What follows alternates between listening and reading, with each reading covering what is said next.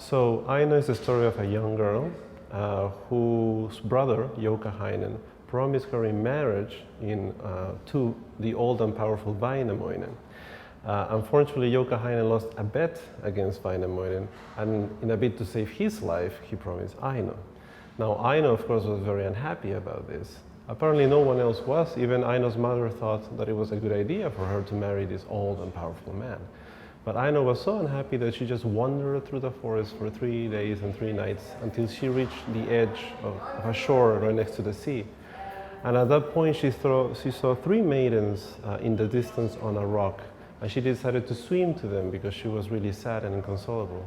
And when she reaches the rock sinks with her, which is a metaphor for her not accomplishing that destiny and just basically losing her life and becoming one with the waters.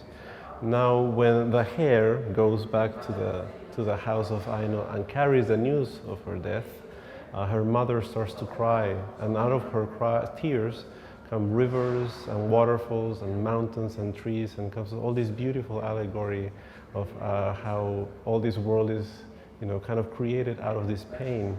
And at the very end of the story, there are 3 cuckoos who appear, and these 3 cuckoos are so musical in a way. So I think for me, one of the things that attracted me the most about this story is not only the beautiful visual world and the message that it carries, but also the music that is intrinsically within the story. Klaus and I think met through music first than in person, because he was playing the cello in one of my orchestral works back when he was a very young cellist at the Helsinki Philharmonic. And so he played Perú Negro, which is a piece that he told me later on that he fell in love immediately with.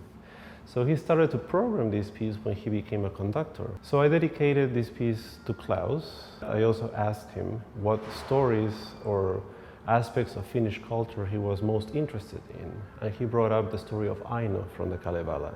In his opinion, the story of Aino has not been as explored. It has not been a subject of interest or research for artists in Finland and abroad. So he wanted me to pay attention to that story, and I of course did. I read the story of Aino and I found it really captivating, and that's why I dedicated this piece to Klaus and titled it Aino.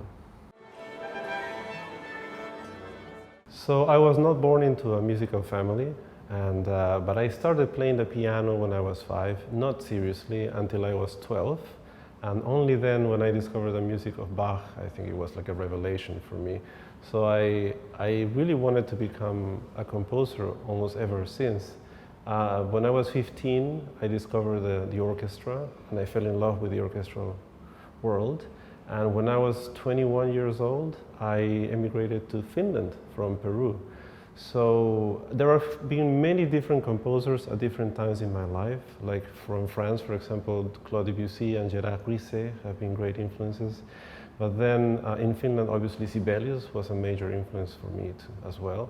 But one thing I like to say is that the ears of composers are always attuned to what's happening around them. So having lived in different countries and visited many places, I think everything can be a source of inspiration. And you will see that, for example, the music in Aino is very different from the music of Perú Negro, the other piece that Klaus has played.